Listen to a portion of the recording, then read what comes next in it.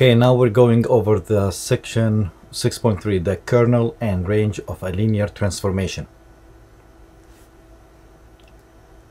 The kernel and range of a linear transformation. Definition. Let T be a linear transformation that takes you from V to W. The kernel of T will be all the vectors V in V, all the vectors here, that they will give you an output 0 that gets mapped to the 0 vector. Is the set of all vectors in V such that T of V equals 0. Here's an image. As you could see right here, this is a set gets all, including the 0, mapped to the 0 vector. That set of vectors in V that gets mapped to the 0 vector has a name. It's called kernel of T, is a subset of the vector V. Let's look at the range. The range is the outputs, just like basically like f of x, T of V. Okay, so all the outputs will be called the set of range. Here's a picture. So the outputs, including the 0, will be a subset of W. Okay, let's look at matrix transformation. In a matrix transformation that takes you from R to the N to R to the M, we defined the kernel as follows. Since the matrix transformation has a matrix A, we go from a vector here to its output by multiplying by the matrix A. So the kernel will be T of X outputs to 0, but the way we go from here to here is we apply the matrix A. That's why it's called matrix transformation. Whenever you're solving a system, a linear system that is called AX equals 0, that is called the homogeneous. So the solution set to the homogeneous linear system is the kernel. That's solving AX equals 0, that's called homogeneous. And when you find x's that fits this condition, the solution set is called the kernel. The kernel is usually called the null space because that here, solving a homogeneous system, is usually differently called the null space. So the kernel is the null space of A, which is a subspace of R to the N, and this is R to the N. Let's look at the range. The range is the outputs, but we call the kernel the null space of A. The range, we call it the Colspace of A. If you remember, when we use reduced row echelon form and we look at the corresponding columns in the original matrix A, that's a Colspace of A. Of course, it's a subset, it's a subspace and a subset of W. In this case, it's called R to the M. Here is a great theorem that you want to keep in mind from now on. The general Rank-Nullity theorem. If T is a linear transformation from V to W, and V right here is a finite dimensional subspace or vector space, then the dimension of the kernel plus the dimension of the range will add up to the dimension of V. We're not mentioning W, it's V, this V right here. Dimension of the kernel and the dimension of the range will equal the dimension of V. Example. We're going to discuss the kernel range in this example. We're going from R to the third to R to the second. Notice the matrix is 2 by 3. 2 by 3. 2 rows, 3 columns. Keep that in mind. This right here and this right here kind of like gets reversed right here. 2 times 3, 2 by 3. You have to keep this in mind. Since the kernel is x's that belongs to r to the third right here, that gets mapped applying a, the matrix A, to 0, and the range is Colspace of A, we start with ax equals 0. So we start with the matrix, we use row echelon form, and we try to find the solution. The solution will be the kernel, and the Colspace will be the range. Now, our matrix has a 1 already right here, and we need to get rid of this -2 and take it to 0. To do that, row operations will give me the idea of multiplying the first row by 2, and what we get, we add that to the second row to cancel the -2. One step will take me to the reduced row echelon form. Now, this is infinitely many solutions. Slowing down, writing the solution for this line, which is 1x1 minus 2x2 plus 5x3 equals 0, and the Colspace will be coming from the column corresponding to this 1 and 0. In this case, it's 1, -2. Let's take a look. So that's the first line. It translates to x1 minus 2x2 plus 5x3 equals 0. So we have two free variables, x2 and x3 free variables. Let's call x3 equals t and x2 equals r. Moving this term and this term to the other side, solving for x1, we end up with x1 equals 2r minus 5t. So the general solution for x is 2r minus 5t, r, and t. Factoring out r and t, we end up with two vectors. This is the kernel now. It's a solution set to this homogeneous system. Let's factor. Factoring r and t, I get 2, 1, 0. That's my first vector. -5, 0, 1. That's my second vector, where r and t are scalars in R. Dimension of the kernel will be 2. Since we have two vectors, those will form the basis for the kernel. Those two vectors, 2, 1, 0, -5, 0, 1, will form the basis, and the dimension will be two vectors. Let's look at the range. Since kernel of T is a two-dimensional subspace of R to the third spanned by the linearly independent vectors 2, 1, 0 and -5, 0, 1, it consists of all points lying on the plane through the origin that contains these vectors. Going back right here, this is a plane. If you plug in 0 here and 0 here and 0 here, it does fit and satisfies this equation. So this plane goes through the origin, which is great. Next, going back to the matrices and seeing the column that corresponds to 1, 0, we are looking at the range. The range of T is Colspace A, which is the Y or outputs. Notice that we did not call them X. We used X for the kernel, so we're going to use Y as output for the range.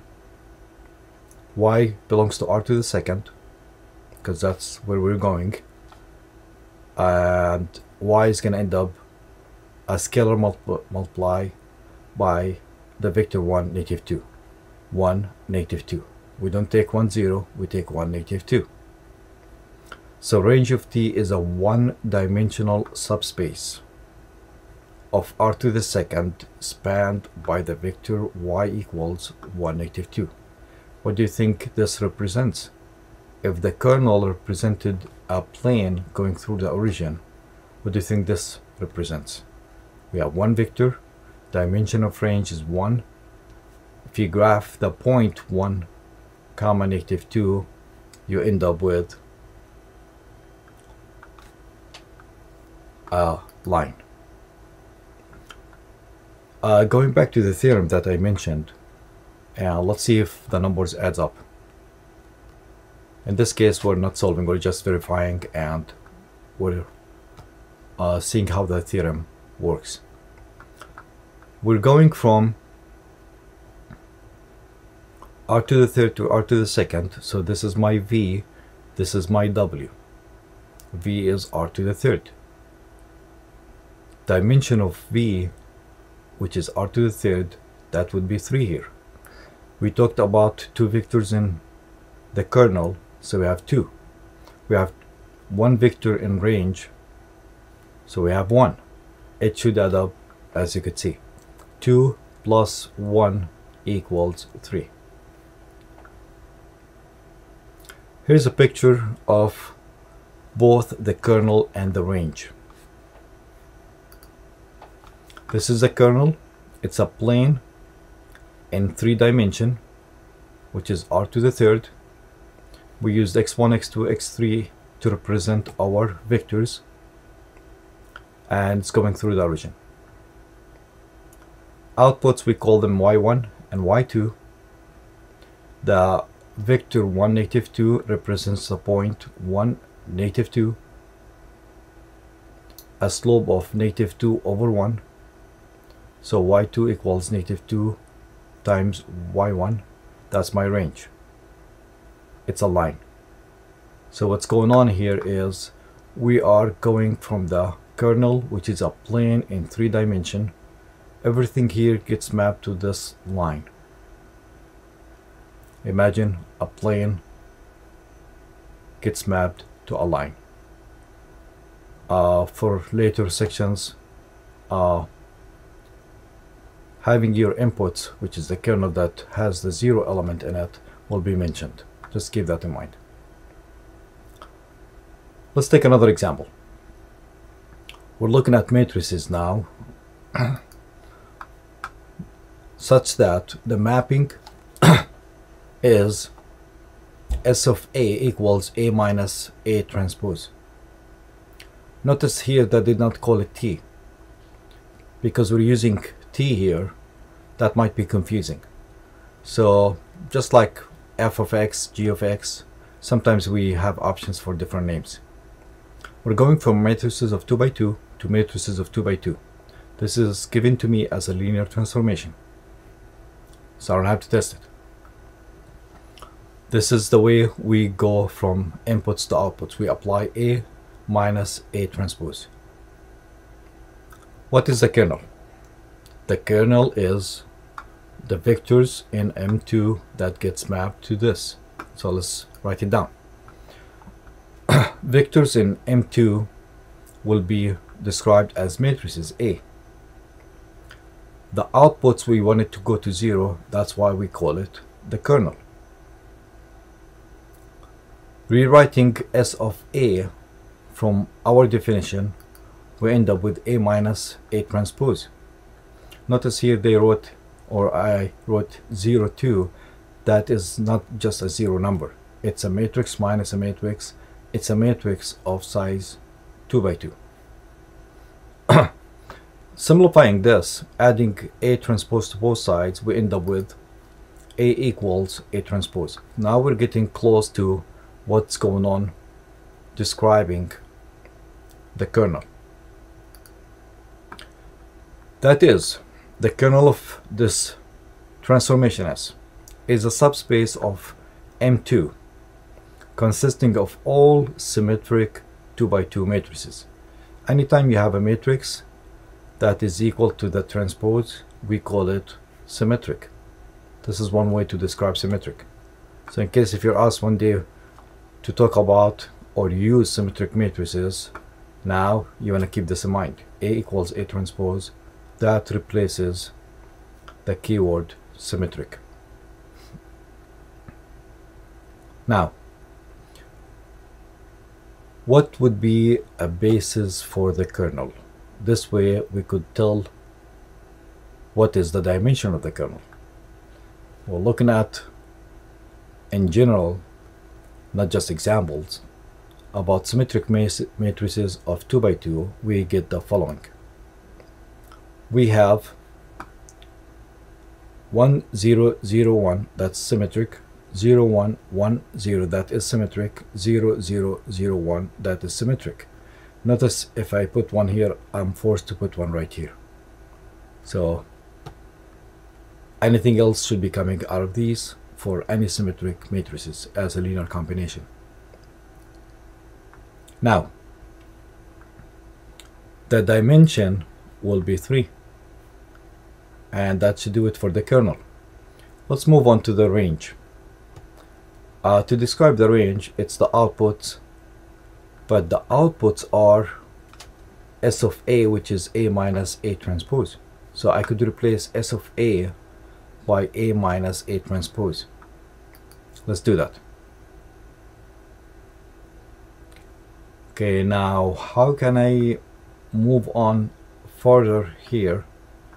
So I could, as I did right here, to find the basis for the range and end up with the dimension of the range.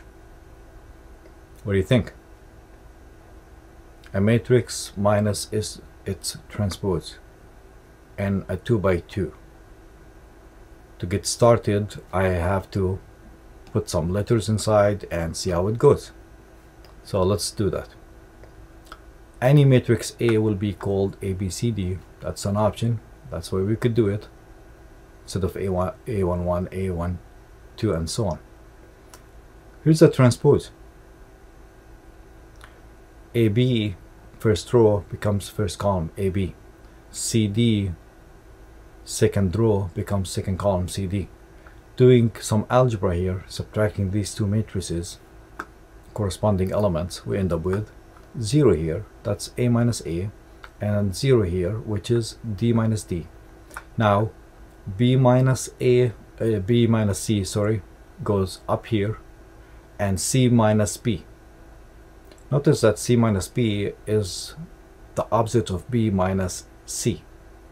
So a good way to write it is take the minus out to show that there is a relation right here and simplify. Because we want to write less and simplify, we could change B and C to another letter E. So the range could be described by this matrix. Any element in the range, any output in the range has this look. And I believe if I pull E out as a scalar, I end up with 0, 1, negative 1, 0. Which is same thing as 0, negative 1, 1, 0. Either way is fine. Okay, so what do you think the dimension of the range is?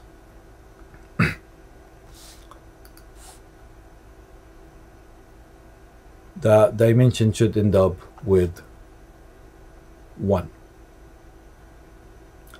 To describe this matrix or this output, that's skew symmetric. If you remember, symmetric will have these numbers equal to the opposite numbers from the diagonal, but because we have opposite, not just similar, 1 and negative 1, if we have 5 here, we'll have negative 5 here. That's called skew symmetric.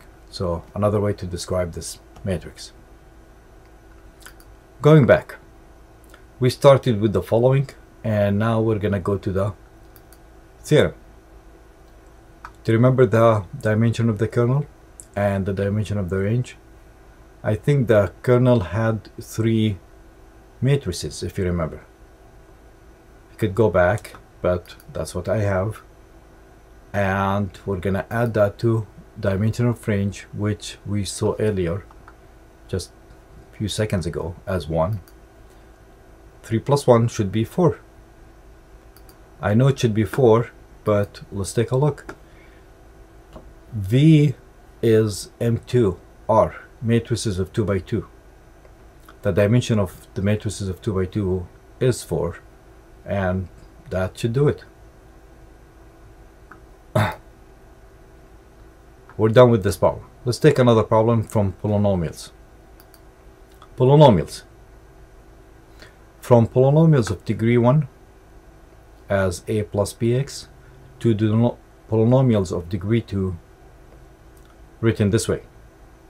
Imagine if you could go from first degree to second degree applying this rule.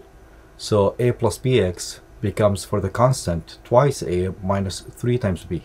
That's how you get the constant. To get the coefficient of the x term, you go b minus 5 times a. To get the coefficient of x to the second, you just add a and b. This is the rule. What's the kernel? The kernel is the vectors in P1 such that they get mapped to 0. You gotta start and get used to the way kernel talks and behaves. So it's polynomials on P sub 1 in V such that they get mapped to the 0. But we could write this differently. We know what's T of P. It's defined in the problem. This is T of P. If you want T of P equals 0, that means you need everything here to end up with 0. Using algebra, that should be 0, that should be 0, that should be 0. So here we go. Solving for a and b, they all end up 0. I'm skipping the algebra steps to save some time. So what's a kernel? It's a polynomial of this look such that a and b equals 0. That means 0 plus 0x. That's my kernel. All my inputs that satisfies this condition gets mapped to 0.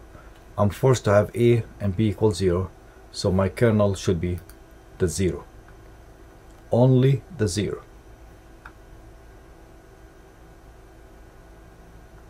So what's the basis? The basis for the kernel will be the set of the 0 vector. Do you remember the dimension of the set that has a 0 vector only? By definition, we had it as 0. Now let's move on to the range of this problem. Range will be the outputs. I wanna simplify the outputs. I'm gonna try to find the range in a clear way such that I could find the dimension of the range. Here we go. This is my range. My range is T of a plus bx, which is outputs like f of x, like g of x. Rewriting this from what's given, this is my range. But since we are going to polynomials of second degree, I know this is a polynomial of second degree, but that's not clear. Just because we are looking at bases, I need to simplify this. This is to me a combination of pure vectors in R in P to the second, or P2, P2, which is polynomials of degree 2. We need to rewrite this. If you multiply if you write without parentheses 2a minus 3b and multiply this, you get bx minus 5ax plus ax squared plus bx squared. Now we have them loose. Take my advice and factor out a and b. We need to see the basis of P2 out of this. Factor out a and b. If you don't see why, just wait a second and you'll see what's the benefit of factoring a and b out. Since range of T is a subspace of P2, polynomials with degree 2 factor out a and b. Here a and b are factored. But look at these. These are pure vectors in second degree they both belong to P2, and this is a linear combination.